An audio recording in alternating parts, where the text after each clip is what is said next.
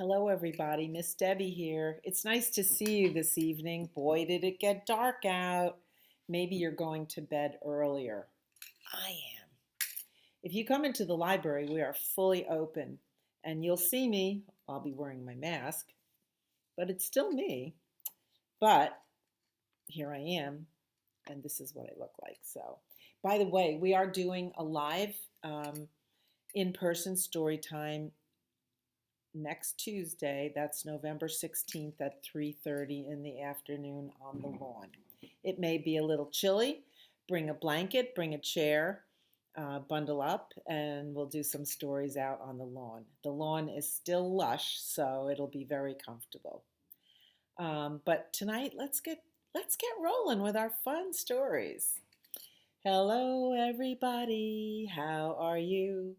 How are you? How are you? Hello, everybody. How are you? How are you today? I'm very well, and I hope you are too. Um, and the gang's all here. Twinkle's here, and Wee Willie Winky is here, and Crow is here. So come around for story time next Tuesday. We'll have a good time. So let's do Where's Thumpkin? My friends really like to practice this little song. So you make fists with your hands, curl them up, curl your fingers together, and then we're going to call upon them one by one. Where is Thumpkin? Where is Thumpkin? Here I am. Here I am. How are you today, sir? Very well, I thank you. Run away, run away. So it's very polite when someone says, how are you? And do you ever hear people say, how are you, little boy? Don't you just hate that? But it's very polite to say, I am fine, thank you. Very well. And how are you? What's our next finger called? I think you know. Pointer. You're right. Where is Pointer? Where is Pointer? Here I am. Here I am. How are you today, sir? Very well, I thank you. Run away. Run away. For those of you who haven't come to story time, you might be surprised that our next finger I call Tall Lady. She's a tall African queen. She's very, very tall, and she wears a very, very tall crown on her head, and she strides like a queen. Where is Tall Lady? Where is Tall Lady? Here I am. Here I am. How are you today, ma'am? Very well, I thank you. Stride away, stride away. Where is Ringman? Where is Ringman? Here I am. Here I am. How are you today, sir? Very well, I thank you. Run away, run away. And what's our last little finger called? That's right, Pinky. Where is Pinky? Where is Pinky? Here I am. Here I am. How are you today, dude? Very well, I thank you. Skip away, skip away. I used to sing that song when I was your age, so it's still with me and it's still fun. So you might want to squeeze your fingers after that because they did a lot of work, and we need to get the blood coming back in our fingers because our hands are gonna work very hard tonight when we go to sleep. They're gonna cradle our cheek, and they're gonna work hard all night long. So be good to your hands. Our first book tonight is called The Scarecrow by Beth Ferry, and it's illustrated by the Fan Brothers. I thought I heard about them before. Oh yes, they've illustrated another book that I really like called The Night Gardener. But this one's called The Scarecrow. Do you know what a scarecrow is? Oh yeah, a farmer puts it in the field to scare crows away so the crows don't eat the seeds that he's just planted, and that maybe the crows think that the scarecrow's kind of a scary man. But we celebrate them at the end of the year. But we should celebrate them in the spring when we're planting our gardens. And here is the crow. Isn't that a beautiful bird? Did you know crows don't sing? Most birds, all birds, they have a singing voice and a talking voice, just like we do. We have a different voice for singing. A crow has a singing throat, but he never sings. He simply says, caw, caw, caw. Can you make the sound of a crow? Caw, caw, caw. They can make a racket. The scarecrow. See him standing in the middle of a wheat field. Autumn sunshine, haystacks rolled. Scarecrow guards the fields of gold. No one enters, no one dares. Scarecrow stands alone and scares the fox and deer, the mice and crows. It's all he does. It's all he knows. And there's the deer and the crows and the fox. They're standing far away from the scarecrow because he's scary. He never rests, he never bends, he's never had a single friend. For all the woodland creatures know not to mess with old Scarecrow. Look how lonely he must be. Winter whispers, velvet snow, Scarecrow has no place to go. He dreams of what the spring will bring, of buds and blooms and things that sing. Then something drops, plop, from midair. A small, scared crow lying there. Was it a broken nest? A broken wing? Scarecrow does the strangest thing. He snaps his pole, bends down low, and saves the tiny baby crow. Aww.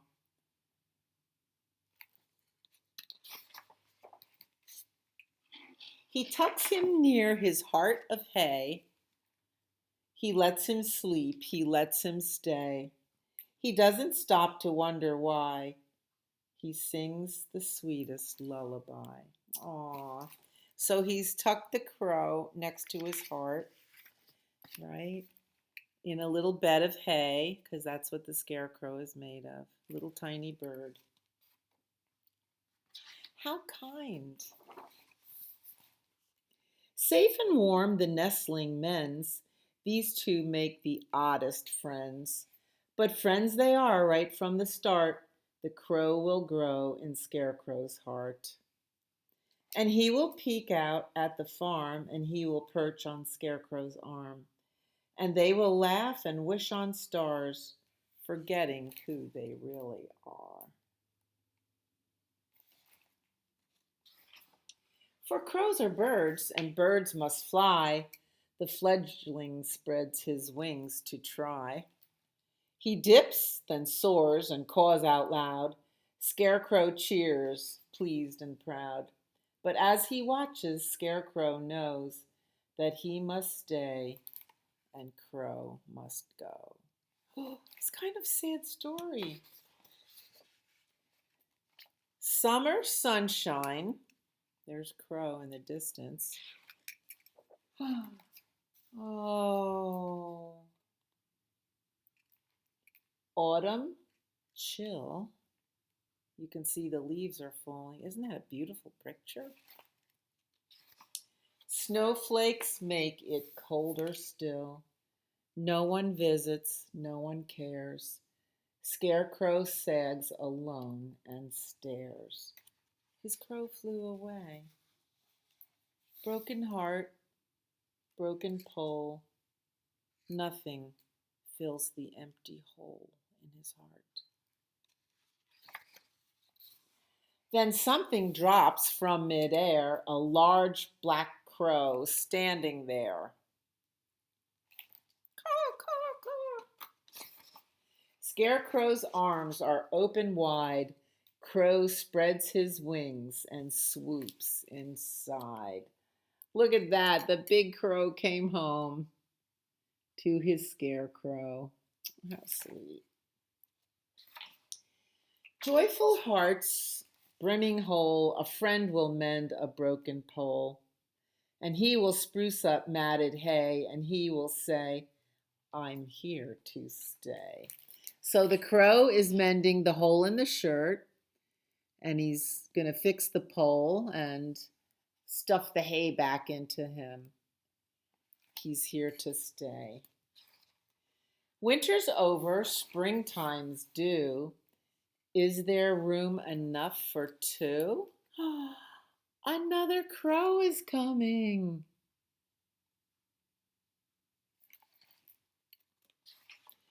Flowers blooming, fields are green. 5 small eggs are tucked unseen. Scarecrow guards them, for he knows that soon they will be baby crows. And there they are. They built the nest in his overalls. Pretty, isn't it? Love this. Crows are one of my favorite birds. And he will love them from the start, and they will grow up in his heart. And they will peep and perch and play and make him happy every day. And as the seasons come and go, they will love their dear Scarecrow.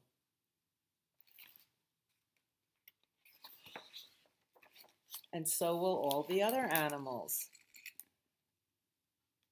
Look at that. Fox is sleeping at Scarecrow's feet. The squirrels are there. The mice are there. Another fox, a little bird on the fence post, and a deer. We can all live together. That's a wonderful book, isn't it? Look for it in your library, The Scarecrow. Let's sing our feel-good song, Skidamarink. Remember, we do sign language. I love you. And baby sign language is a shortcut for the same words. I love you. Skidamarink-a-dink-a-dink, skidamarink-a-doo. I love you. Skidamarink-a-dink-a-dink, skidamarink-a-doo. I love you. I love you in the morning and in the afternoon. I love you in the evening and underneath the moon. Oh, skidamarink-a-dink-a-dink, skidamarink-a-doo. I love you. Cha-cha-cha. And I love crows. Caw, caw, caw. I think I'll put him in my window. Oh, it's getting to be bedtime. Is it time for Lily White's party? You know, Lily White's party where the sheets are lily white. And my mom would say, let's go to Lily White's party. And we're like, yeah, we're going to a party. Who's Lily White?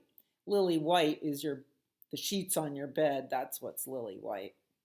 It's kind of cute. I believed it for a long time. Now I have another good book.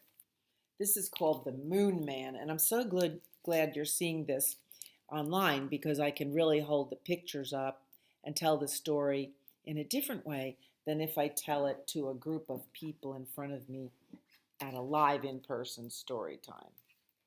The Moon Man by Isabel Harris and illustrated by Ada Gray. In the sunny corner of a wheat field grew a great oak tree. Sitting under its branches were cat, rabbit, and squirrel. They were chatting as usual, this time about what they were going to have for lunch. Suddenly, the farmer arrived on his tractor. There he is in the distance. He put the scarecrow in the middle of the field and then drove away.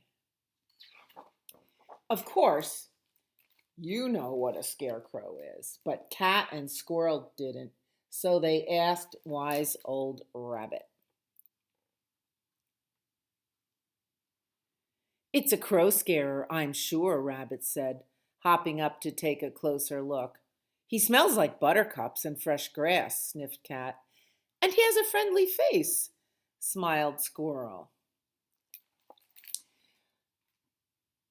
For the rest of the day, the friends played happily beside the scarecrow, and when the sun began to set, they went to sleep, just like always in their comfy homes.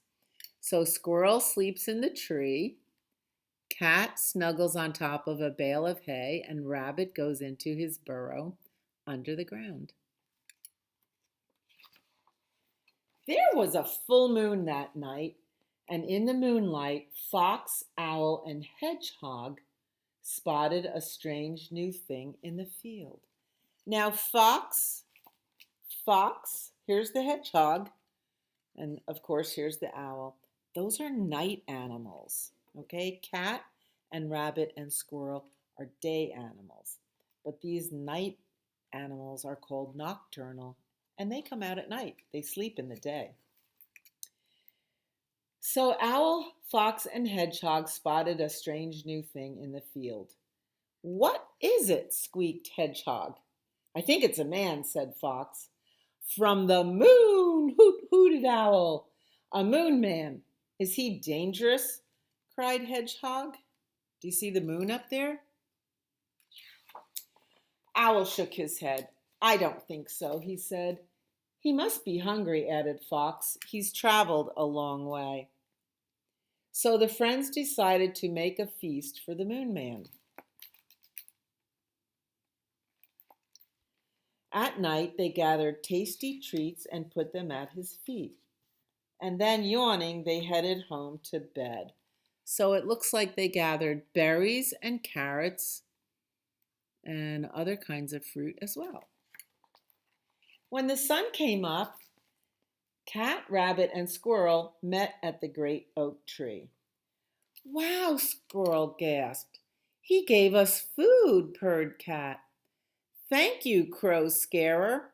"Let's eat," said Rabbit, hopping around happily. They thought the scarecrow brought them food. "We must give him a thank you present," smiled Cat when all the food was gone. So for the rest of the day, the friends picked beautiful flowers and decorated the scarecrow with them. "Night, night, Crow Scarer," yawned Squirrel as afternoon turned to dusk. "Sweet dreams." When it was dark out, Fox, Owl, and Hedgehog returned to find that the feast had disappeared and the moon man was covered in flowers. "He ate it all," cheered Fox happily. "And he picked those flowers to take home," said Hedgehog. "Yes," nodded Owl wisely, "because there are no flowers on the moon." "Do you think he's homesick?" wondered Hedgehog. "I would be," agreed Fox. "But how can he get home?" "Let's build him a rocket," they all shouted together. So here they are thinking of a rocket they could build. So Owl drew a plan while Fox and Hedgehog gathered the material. The friends worked hard, and soon the rocket was almost ready. Hedgehog and Fox tied the final twig in place. "Perfect," hooted Owl as he poured honey inside for fuel. Then, before the friends headed home, Owl tucked some of his old feathers inside the moon man's sleeves to help him fly. How kind. Early the next morning, the farmer arrived at the field. He was puzzled to find Scarecrow covered in flowers and feathers, so he cleaned them off and moved the Scarecrow to a faraway field. Cat, Rabbit, and Squirrel watched the farmer sadly. "Thanks for the food, Magic Crow Scarer," said Cat. "I will miss him," sniffed Squirrel.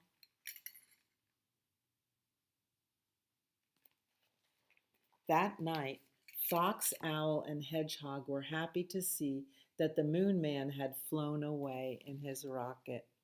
Well, what did they know? They're just little animals. They looked up and saw a star shooting across the dark sky. There he goes, the animals cheered as they imagined their friend back on the moon with his family. Goodbye, Moon Man, whispered Hedgehog, and good night.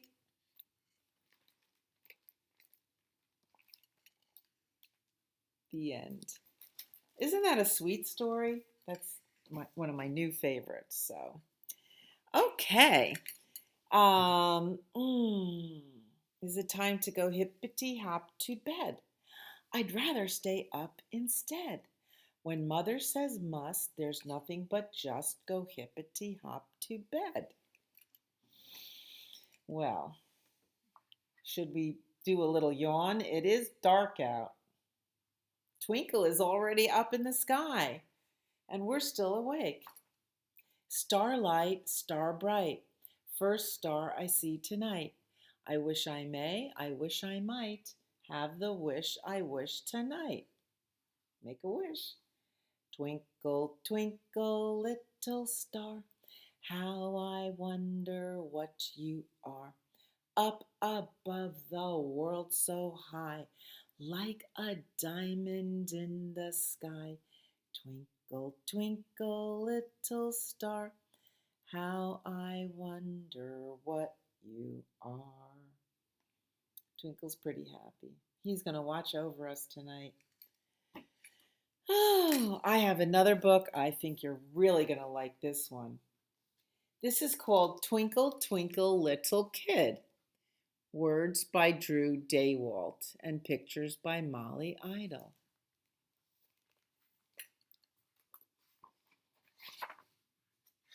We just said Twinkle, Twinkle, Little Star. One night, Clyde noticed one little star all alone in the big black blanket of night above. He's sitting under a tree looking at a star. I wonder if it's Twinkle. He stared at the star for a long time and then said, Starlight, star bright, first star I see tonight. I wish I may, I wish I might, have the wish I wish tonight. I wish for a... And then, at that very moment, Clyde closed his eyes and wished as hard as he could. His wish was a secret.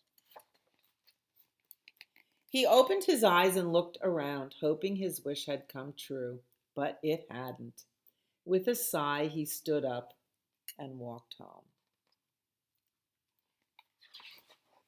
Later that night, as Clyde lay asleep in his bed, having forgotten the lonely little star in the sky and the wish he had made, the strangest thing happened. I'm trying to figure out this picture of Clyde in his bed.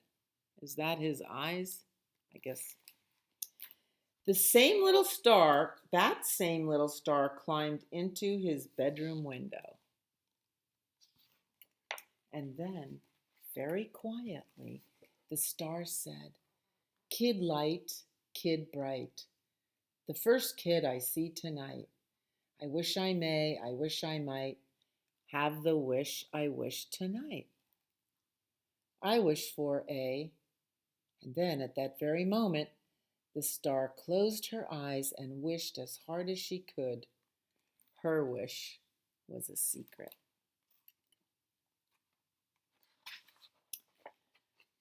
Ah! Someone screamed. She was startled by the terrible sound. It was Clyde, who had awoken and was terrified to see the star in his room. Geez, you have to scream like that? Asked Star. You completely freaked me out. I freaked you out. You're the one climbing in my window. If anyone has a right to be freaked out, it's me. Said Star. Good point. I hadn't thought about it that way. And speaking of which, said Clyde, who are you and why are you here freaking me out? It's the middle of the night. Oh, come on, you don't know me, Clyde. I'm the star you wished on tonight and last night and every other night for the past 2 weeks, she added. You're a very needy person. Don't judge me. I'm not the weirdo climbing in people's windows. What are you doing in my room anyway? I'm making a wish on you. What? You can't wish on me, said Clyde. Stars don't make wishes on kids. Kids make wishes on stars. Well, I just did, said Star as she stood there defiantly. But I don't know how to grant wishes, said Clyde. What did you wish for? Oh, well, I can't tell you or it won't come true, said Star. What? That's crazy. How am I supposed to grant your wish if you won't tell me you silly Star? Asked Clyde. I don't know, Star shrugged. You're supposed to just know. Clyde looked at the star for a very long time, trying to think what a star might wish for, but not succeeding at all. And then Clyde got an idea. He ran over and grabbed up his brand new, unused game of checkers. There, said Clyde. Is it checkers? Did you wish for a game of checkers? No, said Star. I didn't wish for checkers. Wait a minute. Isn't that something you wished for from me? Yes, said Clyde, but it takes two players and I don't have anyone to play with.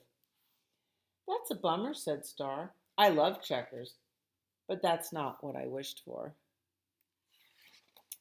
Clyde got another idea. Come with me, he said, and he led the star out to his backyard. How about a two-person tent? I wished for it once. Did you wish for that? No, said Star. I did not wish for a tent. Camping is great, though. I like camping.